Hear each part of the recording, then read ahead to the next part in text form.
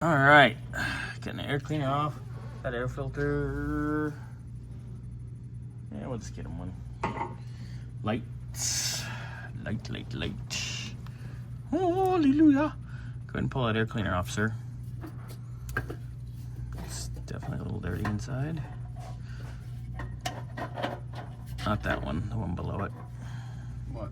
There's vacuum hoses back here. I can't see that. You can't see a lot of things.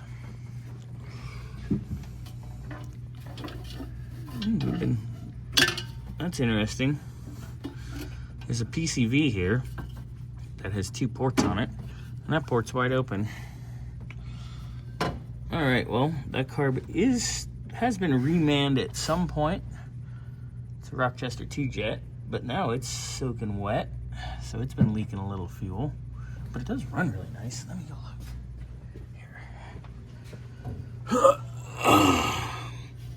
2007. All right, so time to reseal for sure. It's been leaking. You can see it's been leaking down there at the bottom. Let's see, there's a filter in here, people. I don't know why people put this when there's a filter here. The system is designed to flow through this filter, not multiple. Anyway, at least that carb's in pretty good shape. Probably just needs a reseal. Nothing too crazy there. It's a little dirty, a little scuzzy, a little sludgy, but nothing horrendous. I don't see anything terrible.